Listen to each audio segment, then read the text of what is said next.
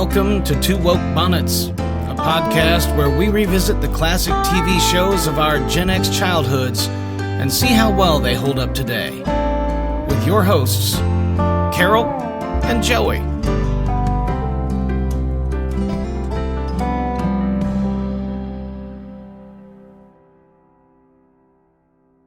Hello and welcome back to the Prairie. This is Carol.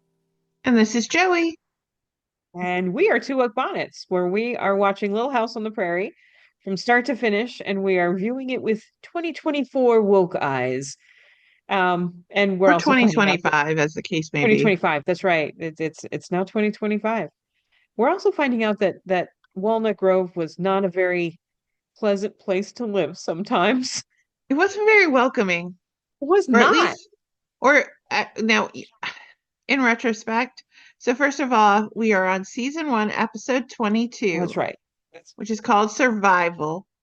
And if you're watching it on Peacock, they will be listing it as season 20, episode 23, because this first season they included the pilot as episode 1 instead of 0. Just so you can keep home. Now, to be fair, Carol, this episode, it's not Walnut Grove that's unwelcoming. It's somewhere between Mankato and Walnut Grove. Walnut Grove. Yeah. So, we can't forget if they have actually told us how long it takes them to get from Walnut Grove to Mankato. It's a couple days. It's 3 to 4 days. I'm recalling it's 3 or 4 days. We just had an episode where it took a week to get to Minneapolis. Yes. Yes. But here it takes a couple of days to Mankato, and the Ingalls family is coming back from a spring trip. Everybody went to Mankato, except Jack, who apparently still had that side gig going on from last episode. He does not appear, which begs the question, what the hell did you do with your dog? Yeah, but you keep mentioning him. And we returned to the old style the Laura voiceover. Episode. Little Laura voiceover. But she did not say, if I was to write a remembrance book. Yeah. And the wagon is back to the Conestoga wagon. So even though it's spring, and we later found out in the episode that there were flowers in the window box at the house, they got taken by a spring storm. Yeah.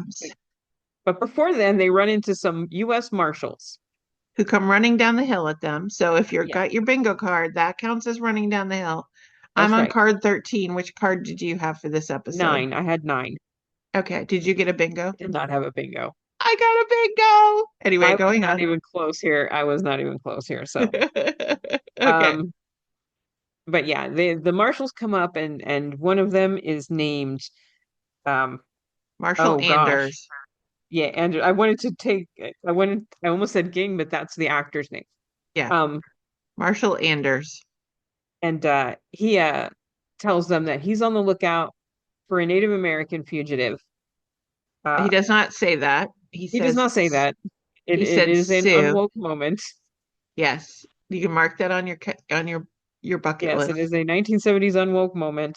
But he's on the lookout for a Native American fugitive, Jack Lamehorse. Now, I am counting this as a 2025 woke moment because they actually cast an actor that had Native American blood. Yeah, he was not Sioux, which is what they said when they were chasing. This guy was Sequoia. But yes, he was actually partially Native American, and that was incredibly rare in the 70s. Usually they just cast a Hispanic or... Now, they did darken him. That he is obviously in a little bit of brown face here. Well, and he's obviously in a wig because the guy was called Baldy in real life. Yes. So, and you probably the actor's name was Tessier. Yeah, Robert Tessier. And if you are familiar with anything in the 70s, you've seen him somewhere. So 111 acting credits. He actually was Mr. Clean before they did the cartoon version of Mr. Clean. He also did episodes for the Michelin Man. And he also did a lot of acting in commercials in Canada as well, which has its own little unwokeness about this time. But he was a stuntman as well as an actor. And he and two of his buddies formed a very successful stuntman studio that used to work with a lot of these movie companies to provide realistic stunts. So good So guy. yeah. And So yeah, good guy. and he was from Lowell, Massachusetts, which I lived in, so I felt like old home. And he died in Lowell, Massachusetts. Unfortunately, he died from cancer. And given that he was a stuntman, I suspect there was probably asbestos snow involved. Well, and asbestos snow, which we see a lot yes, of in that this as well. It episode. was liver cancer. He has 6 children, so yeah. But his wife's name is unknown. Totally explain that to me. But anyway, moving on. But anyway, so the marshal tells them they're on the lookout for this savage that just killed bunches of people, and he's incredibly rude. He Renegade tells Sioux. Yeah, yeah, that's what he calls and him. he tells them there's a blizzard coming in, and Charles is like, but it's spring, and this guy gets like angry. Don't you question my weather predicting toes? Because he's had frostbite before, and now his feet predict the weather. Foreshadowing. Dun dun dun. If you know this, why are you out in it? Why are you out looking for this person? What? Why? Well, because we need show. Anyway, sure enough, a blizzard hits like immediately, and, and the Ingalls family is caught in it. Now, I will say on this Conestoga trip, we see the 3 girls. They're all in their woolen jackets with their knitted mufflers. Thank God Mary is not wearing her fur For cape. shawl, but that would have come in handy. But anyway, but they're all sitting in the back, and poor Ma is sitting out in the front with Charles. And at one moment, like the snow and the cold is just whipping across her face. And I'm like, why is Charles making her sit out there? And sure enough, he pulls over and says, why don't you get in the back? So I was like, nice moment, because that was kind of, to me, that was a 70s woke moment, because I was like, and there's a couple of them, but yeah, I was like, you definitely needed to like let your wife get in the back, but then you make sure she's okay. And then she presses Carrie's head against her body so hard. I'm like, can the girl breathe? Or did like one of the twins that play Carrie get a mark on her face? And so they told you to cover it so that way we couldn't figure out which twin it was. I'm like, what happened? She but holds yes. that kid just really, really close. But they're trapped in the blizzard and they can't go any further. They find this abandoned homestead. I personally think we should actually count Mary's rabbit fur Shaw as a missing townsperson at this point, because we never see that thing again, even that though was it a past blizzards all the time. episode, but if you were close on bingo, then you can count it. So yeah. So they go in. Yeah, they go in and it's abandoned, but it's really clean. Well, lots of straw, but not too bad. Yeah. Not too bad. And the chimney's clear, which doesn't make sense, but yeah. But okay, and they have a few little boxes. Well, and they bring their stuff in. Yeah. Including the 5,000 quilts that Ma clearly Thank has. God That's Ma why I'm packed wearing all it. those quilts. Yeah. So although yeah. Come to that. But yes, so they go inside, and then Pa's like, well, I need to go chop some wood, but first I got to fix this window.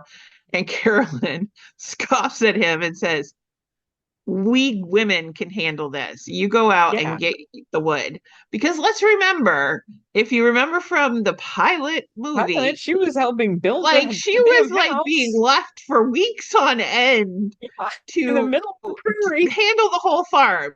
So why are you treating her like a helpless kitten right now? Because clearly women's work is not, taking care of the home. It's actually like not homemaking. It's building the damn thing sometimes. It's tool building sometimes. So it's construction. So they take care of all that. Yeah. He's going off to put the horses in the barn, I believe, at this point. He's not going off to hunt. No, he goes off to get that big, huge. He goes out into the woods because once again, the woods are on the edge of the property. Yeah. And he goes to grab the wood. He doesn't he walks right by fences. Why he doesn't use that pre-cut timber because it's an abandoned farm, I don't know. But he goes out there and he cuts down this big, huge log and brings that back. so that they can use that to keep them warm. Then he puts the horses in the barn. Absolutely. Because I was kind of worried about the horses. Yeah. So I was worried a couple times for the horses in this episode. Because we assume that this is just going to be for a night thing, but the blizzard is horrendous. It's so bad that it doesn't move any of the trees on the stage set that they're on. Well, because it's blowing from but everybody else gets blown to bits. So it must be blowing from two separate directions so hard the trees are standing so hard still. that the trees are still.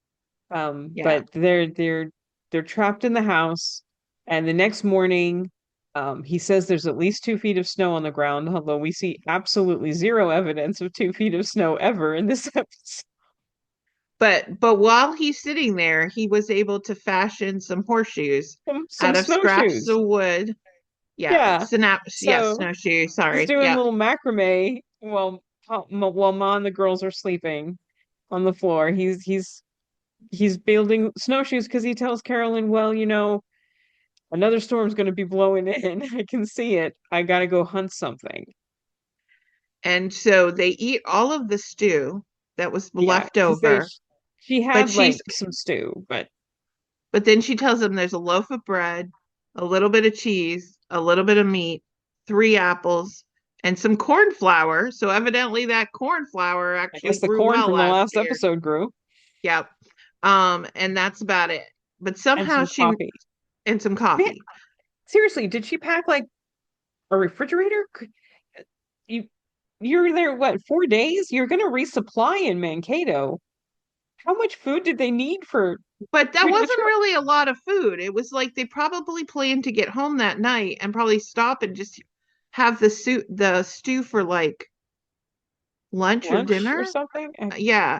Well, she probably wouldn't so want they did pack a little extra, but they were like, they weren't having much. And so he went out to go find meat. The world's lightest deer. And he does find a deer. It seemed like more like a deer, a female deer. Yeah. Because there's no way you would be able to carry a true deer. You'd be dragging it. You would not be. You wouldn't be throwing it over your shoulders. He had it over his shoulders like it was a calfling. But he tries to come back, and that's when we see all the asbestos snowflakes on his eyes. And he died from cancer too, remember? Yeah. And but it's liver cancer again. But still, probably didn't help. Probably made him. I'm certain that a lot of the makeup and the effects and stuff in the 70s and 60s. A lot of these actors died young of cancer. Yeah. But he ends up throughout these little episodes, after being told about this renegade Sioux individual, we keep seeing shadows of this guy watching him. So literally, this guy knows he's being chased, and rather than going back to his people, because surely he knows his way, he knows how to take care of himself, he's following Charles around. This random family? Yeah, and then he sees Charles fall over, and we get the commercial break, the kind of menacing, he's like hovering over him type thing, and then it like breaks for commercial. Yeah. But he makes a little wigwam, and I say that because it's not a teepee. It's branches made into that wigwam. It's a brute dome. It's like a little brute dome. This guy did all this in the middle of a blizzard. Or he took him to a place where he already had one. Where he already had it. But either way. He left the deer behind. And then he ties Charles with a rope around his waist. And Charles is like, oh. Yeah, Charles is like out of it. I don't know what he's on. Meanwhile, back at the abandoned cabin, the girls and Ma are playing hopscotch. Which cracked me up. Now, first of all, very smart on Ma, because she's having them jump up and down to keep them warm so they don't have to use as much fuel and all that kind of stuff. But also, remember, this is the Ma that was brushing the dirt so hard of her dirt floor that it made itself clean. Yeah. And yet she's letting these kids use charcoal to make a hopscotch. Yeah. And then Mary and Laura get into a fight about this is Mankato rules. You've never played hopscotch in Mankato in your life. So yeah, it was hilarious. But so they're having fun time. while Dad stumbles around. And then occasionally they're going over to the window that Ma fixed so well. Now it's a glass window that they can look out. No, the one window was to the side, but it was kind of funny. It's like, oh, it has two windows so close together in this cabin. Really? Yeah. That because they were doing so well, they abandoned it. Nobody's taken these windows for their own use from this abandoned. And either way, there's a knock at the door, and she thinks it's Charles, and she opens it up, and it's not. It's the marshal. It's like, Marshall Anders. Andersicle. He's now a popsicle. Yeah, and he's all Mr. French, or he's all Isaiah Frozen from the pilot episode. He's all Victor French. Yeah. All the stuff. Mr. Edwards Frozen. Yeah. And he's like, get your husband to help me with the shoes off. Because this one room cabin is so big, he doesn't know if he's there or not. Okay, this was the one thing that really annoyed me. I'm sorry for those listening on audio and their headsets if that was really loud. But here's the one thing that really annoys me about this episode. All the private conversations they have in this single room that couldn't have been more than like 10 by 15. Okay. Yeah, there's no privacy. You're literally like 2 feet away from the person you're talking about. And there's one time where like Laura and Mary and Carrie are all snuggled together because now they're not playing hopscotch, so they're cold. And Laura takes her mitten hand and puts it over Carrie's face. How Carrie was not suffocated in this episode, I don't know. But she's like, why is he so mean? He just, why does he hate Indians so much? And this is their 1970s woke moment speech, right? Yeah. Out of the mouths of babes. And yet he's sitting at the other end, like eating their food. Yeah. And not hearing it and not responding about why he's so mean. Yeah. Yeah. So now he's getting warm, and then our fugitive brings Charles back to the house. He brings him home basically. Because he knows where he's been, because he's been stalking him in the snow all this time. And we realize he's tied Charles around the waist, not to keep him captive, but to make sure he doesn't get lost in the storm. Yeah. Because it's just blowing and a blowing. Those trees and he actually ended up helping. You saw him help him walk, Yeah. But when you first saw him, he was tied up, and then you realized, okay, it's because Charles can mark with an axe, but then he drops his axe and walks off without it. He drops the deer. He's just dropping right and left. Okay, I did have a little bit of a Die Hard moment when he dropped the axe, and then the shadowy figure, before we knew it was Chief Lamehorse, picked it up, because it's like, yippee-ki-yay, now he has an axe. But anyway. But of course, there's a big blow up when they go inside, because the marshal's like, that's the fugitive. And he wants to just shoot him. Yeah. In the 10 by 14 room. Yeah. With three little children over in the corner, huddled together because they're frozen. Yeah. But Charles was like, he saved my life, you're not going to kill him. So now you tie him up and sit him by the fireplace, and then you sit there and you're going to fall asleep. Yeah, and then he uses him with like just standard rope that can very easily be burned. Yes. And then you're not going to plan any watch. But if I'm the Ingalls family, I'm going to be like, you stay up and watch him. I'm tired. Yeah. Well, and I like how he chose the pretty pink quilt to wrap around himself as he sits up by the door. And Pa and Ma are sleeping under the equivalent of like a burlap sack. A burlap sack quilt. That, do you remember in the 70s when people would take old Wonder Bread bags and knit hats and everything like that? That's what those colors reminded me of. Yeah, we used to do like little rugs. Little rugs, and rugs. We used to do, because we lived on the beach growing up, so you would do the little beach hats because they'd be waterproof and the water could go through them and everything. So. Yeah, we did shower rugs, and then with bubble gum wrappers we would make big. If you fold the wrappers together, you can link them in a chain. This is what we did in the 70s. Yeah. To amuse ourselves. I actually saw somebody at Matthews Comic-Con a couple of weeks ago, and she had it was a little girl, but she had a purse strap made out of bubblegum wrappers. I I was gotta like, teach myself how to do that again because it's always kind of a neat aesthetic. yeah. But And at anyway, least you weren't just throwing your trash away, you were yeah. recycling.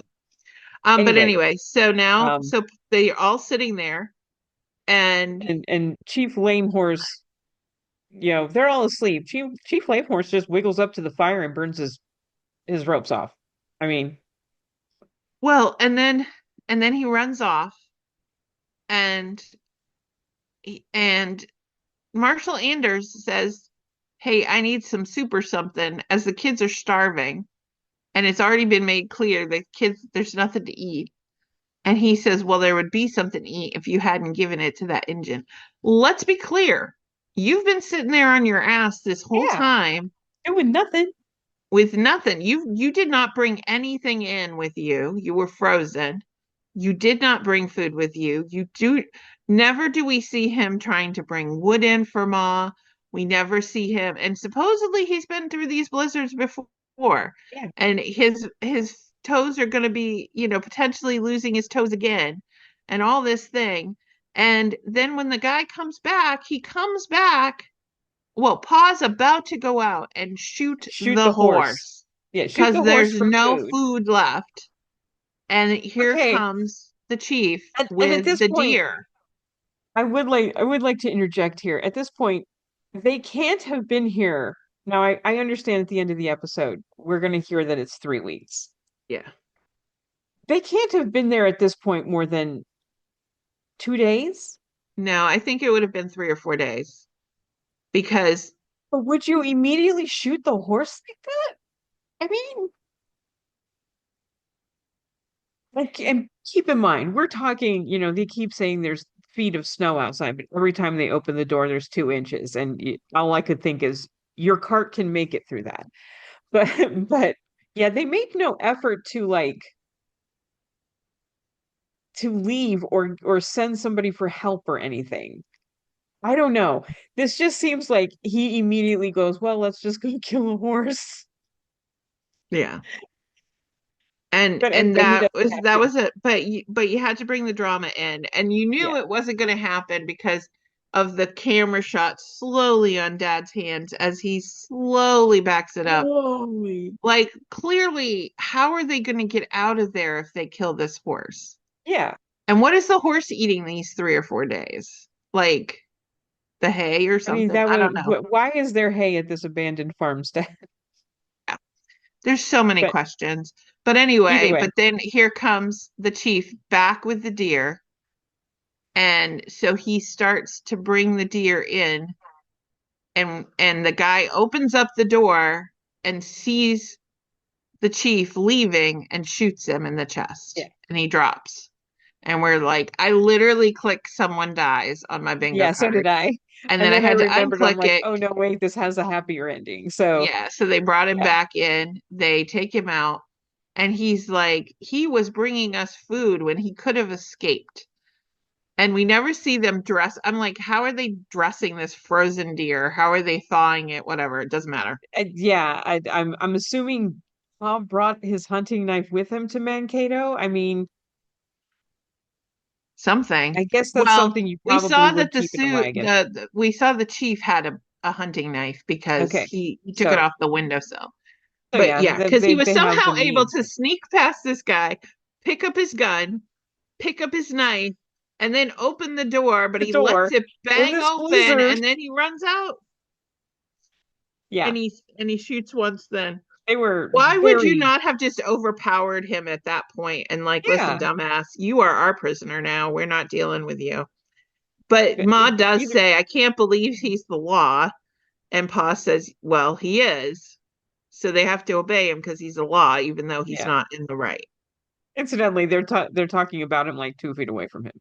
Exactly. All these conversations are having had in this 10 by 14 room, people. I can hear you. I know. But anyway, the chief brings the deer, and now they have food for 3 weeks. And it's going to be a lot of venison stew. No Yeah. vegetables, just stew, just Yeah. venison. Yeah. And Pa's able to remove the bullet and dress the wound. And I'm like, well, Doc Baker's going to be looking at you to replace him there, Charles. I know. I know. But in the end, they're ready to go home, and Laura's so excited to see Jack. Yeah. Dun dun dun dun dun Yeah. dun. And then the Dun. other two deputies show up, but the marshal has seen the error of his ways. Yeah. And he goes out there's no, don't come in here. I'll grab my stuff. I didn't see him at all. And then he gives Charles a knowing look and says, "You taught me to know something there, Mr. Ingalls. Yeah. Don't you for freaking deny that I know the weather." Yeah, exactly. I almost lost my feet out there. No, no, no, no, no. Okay. And then so they get into their wagon, they head on their way, they look up on the hill, and there is the shadowy outline of the chief holding his rifle high. And they talk in the episode about how President Lincoln called the chiefs warriors because they were Yeah. just trying to protect their land, and there's all controversy about that. So Yeah. for me, when you saw him hold up that gun and the director liked it so much he did it twice, it kind of reminded me the scene in Battle for the Planet of the Apes where they're like, now we have a gun again. So Yeah, and I'm like, is he still following them? I'm like, why didn't you give him a ride? This Are you man still brought you meat. This man saved your life. Why is he walking off by himself? But okay, whatever. But yeah, and we learned through another voiceover from Laura that they were there for 3 weeks. Yeah, I cannot even imagine what that cabin smelled like. I know. I was like, why is there no outhouse? There's no child in the outhouse. But so let's go over our bingo cards a little bit. So I had bingo card number 13, which had the free space for Jack. And then we definitely had the ethnic stereotype in there. Yep. We had guest stars on Gunsmoke, which was Jack Ging, who played the marshal. Carrie did speak because she was like, I'm hungry. I want toast. Yeah. And then running up and down the hill. I almost got it going sideways as well because Ma and Pa definitely shared some knowing looks. Ma said, "Oh, Charles," when she came back, and there was a hostage kidnap loss situation because they tied up the chief. Yeah, they tried. Yeah. I also had a 1970s woke moment and a guest who was on Bonanza.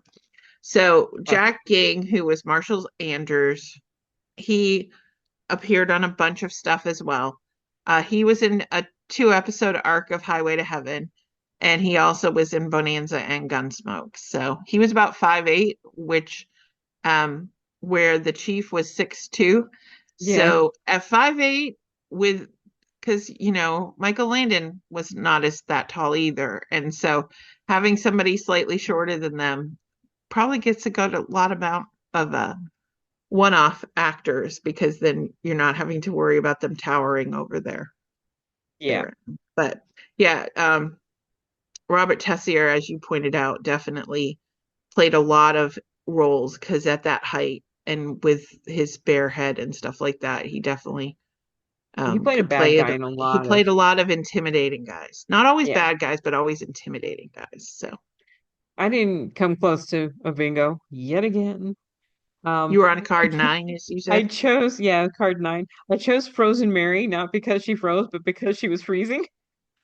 I was going to click Frozen Mary because I had it on my card too, but it wouldn't have helped me, so I left it. And then it would have only helped me if someone dies ended up being one, but he did not die. And then I had Carrie Speaks, 2024 unwoke moment. Someone gets hurt, Mom, Pa share a knowing look, 1970s woke moment. Lost hostage, kidnapped, and ethnic stereotype. So, but none of them were in any sort of order. I had a lot of things. I had the guest on Bonanza, but not on Gunsmoke. And then I had a lot of and then of course I had nightcaps, and they didn't have their nightcaps with them. No. Although, can I say that when Ma Caroline let her hair down, it was extra full today. Damn, she had some prel going on there. She had major prel, henna balsa going on there, and she had you could tell that they used a bun piece for her this She used time that wheat because germ oil and honey stuff from the 70s. I can't remember. yeah, I can't remember what company made that. Wella Balsa. Well, okay. Yeah. Yeah. Yeah. Yeah. So 70s shampoo, man. It also was granola. VO5 was like, you could watch the little ball of air going up and down. Anyway, yeah, so I was actually I appreciate episodes like this because Trying. really you've got 9 total actors, Mm. 2 which were only at the beginning and the end. So it's really a study of 7 actors. It reminds me, I'm a Doctor Who fan, and one of the things they used to talk about is, BBC financing for movies and films was a lot different than how US does it. And so a lot of times there would always be one episode at least in Doctor Who where it was a very It was a character TARDIS centric. focused. Yeah, it was very artist centric or very character centric, or they would not like the doctor who was the higher paid actor had a very minimal interaction in the scene so that they could bring in, just regular day rate players. Now, And if you're an this, old school Who player, that would be your TARDIS episode where they do not leave the TARDIS. right. And that was how they used to finance having a Christmas episode because they would take the money they saved by making that episode to get a Christmas episode out of it. But yeah, so this was definitely a study in personalities. We don't get huge character development. That's not the way the 70s worked. How does this guy live with them for 3 months, 3 weeks, and he never says a word? Laura, with her love of Indian tribesmen, never does her like, Oh can my you make God. me a bear claw? Can you do something? Can we play a game? There was no like, hey, the children love him. He just sat in the corner for 3 weeks and Yeah. healed. So It feels like truncated because they don't show you those 3 weeks. yeah, It just goes from, oh, he's going to be fine and I've changed my mind to 3 weeks later. I mean, she could easily have said 3 days later, yeah, and that would have made more sense, I think. But I think they wanted to show how hard it is sometimes in that time period because they couldn't just pack call up and leave. somebody Yeah, or, it is if you got caught in a blizzard, yeah, there's a very big likelihood you're going to die. Even if the blizzard is really poorly done. This even by 70 standards, this was a bad blizzard.